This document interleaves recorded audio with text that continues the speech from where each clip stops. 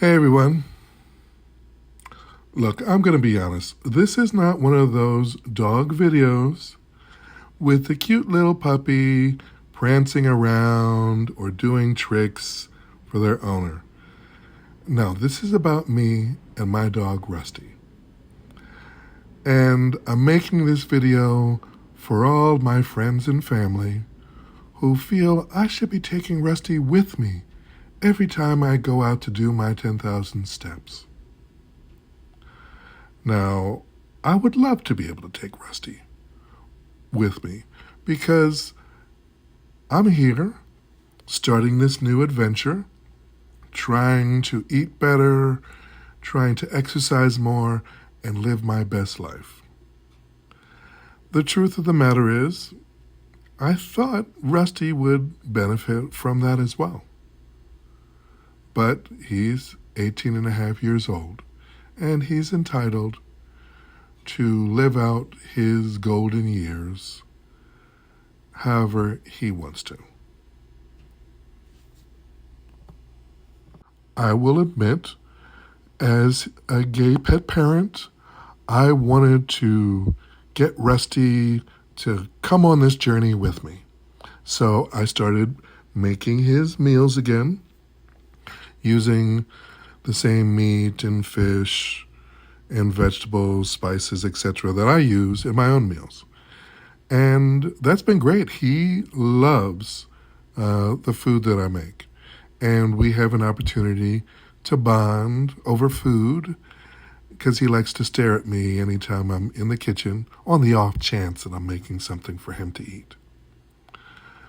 Unfortunately, bonding over food is where our bond seems to end. Now, don't get me wrong, I love my dog. He is a fabulous dog, and he's loyal. He's always a few inches away from my feet, usually asleep. I try and go to the bathroom. He's waiting outside the door as if I was sneaking out the bathroom window to leave him behind.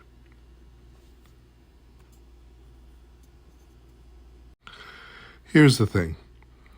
I didn't grow up having pets other than like parakeets because my mother was allergic to animal fur. So being a pet parent came to me later in life. And Rusty, who was a rescue dog that I rescued from the Burbank Animal Shelter, was 5 years old. And I guess he formed his own habits while living on the road. I remember when I first saw Rusty at the animal shelter, he gave me a look that was like, "Get me the hell out of here." And I fell for it. So I knew he was the dog for me. My friend who encouraged me to get a pet in the first place said, "You don't choose the dog chooses you." Well, Rusty saw me coming, and he got me hook, line, and sinker.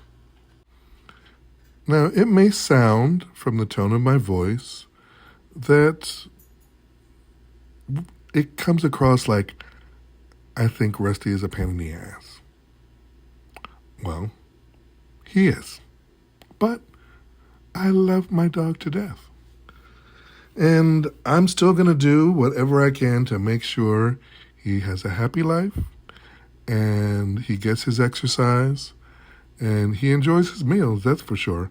But I try and get him out and walking as much as possible. And I have tried to get him to go with me on these 10,000 steps.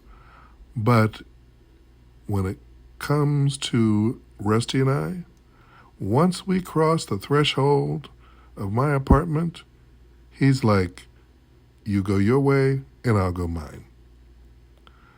The only thing that keeps us together is me having the harness wrapped around him and me holding the leash. Otherwise, he would be going wherever he wants. And if you haven't noticed, He likes to stop at every tree, bush, fire hydrant, pole, pipe, telephone pole, telephone pole, bush, what have you. He stops when he wants to stop. So I've decided I'm going to get my 10,000 steps in the morning on my own time, by myself. When I get back, I'll take Rusty for his walk.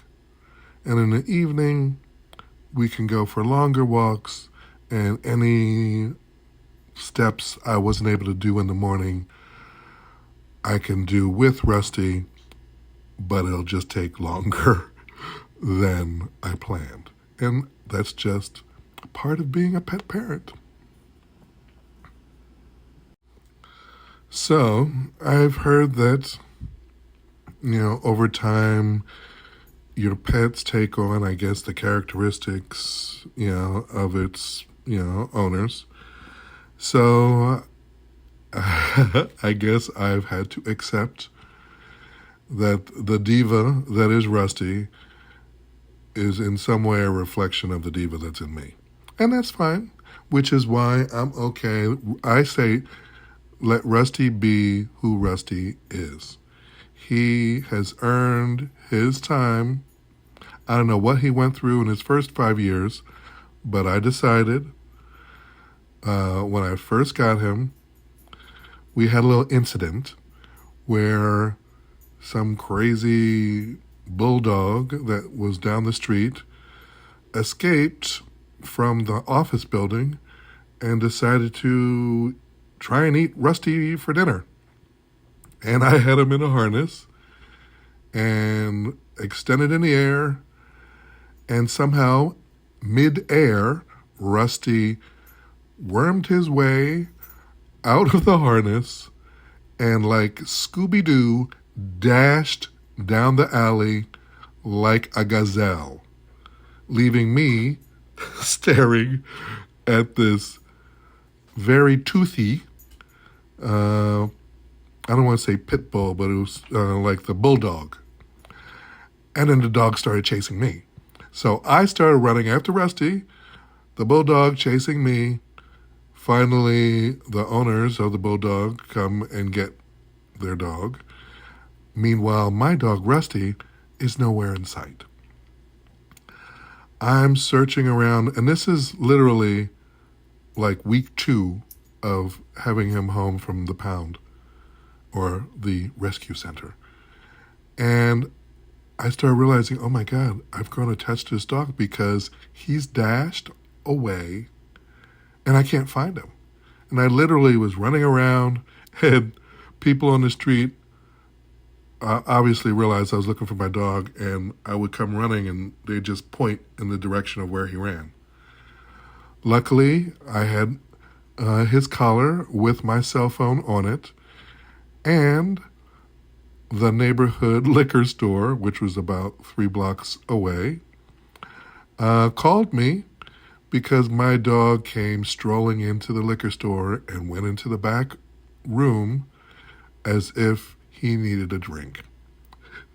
So that was our bonding moment. I picked him up, made sure his harness was back on, and we've been together ever since. So I get it. I may not come across like the loving pet parent that I actually am, and Rusty may not come across as the vibrant and bouncy and energetic dog that he is when there's food around. But we love each other. We've been together for 13 and a half years, so that's got to count for something. Okay, I have one other story I want to share, just so you can understand the push and pull of our love-hate relationship.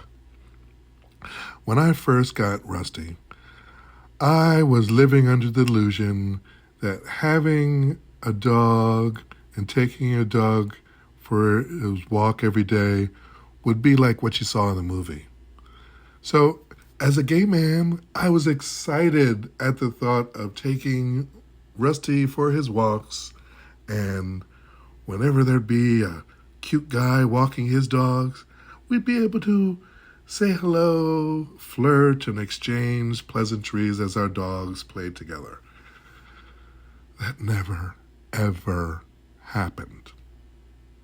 For some reason, from almost the very first walk we took, if we weren't being chased by a bulldog wanting to eat Rusty, then every dog, especially those with a cute guy attached, seems to go into a frenzy whenever they would get near to Rusty. They would just lose it, screaming, embarrassing their owners, who would obviously walk off and wouldn't really be in the mood to chat. Meanwhile, Rusty would be jumping around, but he's silent.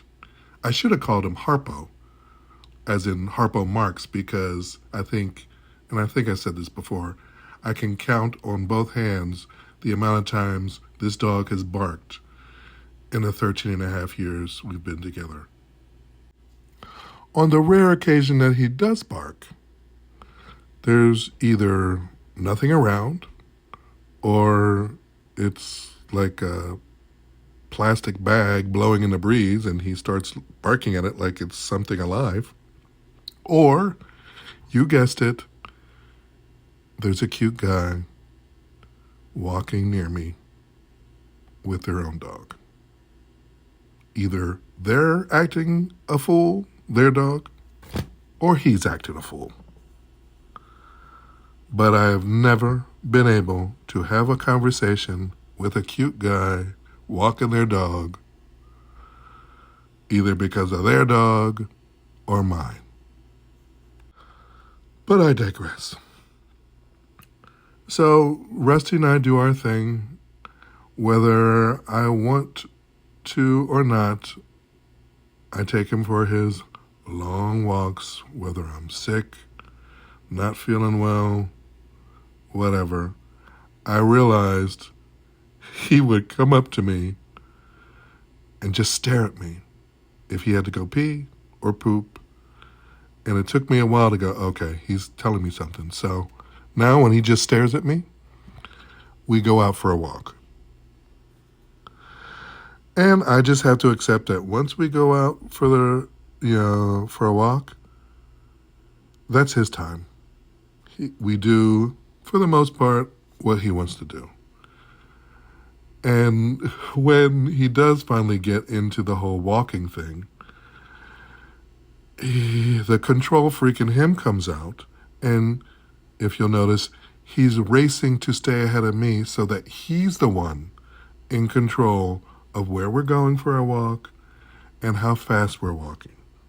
Either he stops to sniff a tree, or he's racing at a pace to stay ahead of me so that I don't get the mistaken idea that I'm the pet parent and he's the dog. But what can I say? I love my dog. So I let Rusty be Rusty. He lets me be me. And I want him around for as long as humanly possible. All right, that's it for this walk. Hope you enjoyed it, and I will talk to you later. Bye.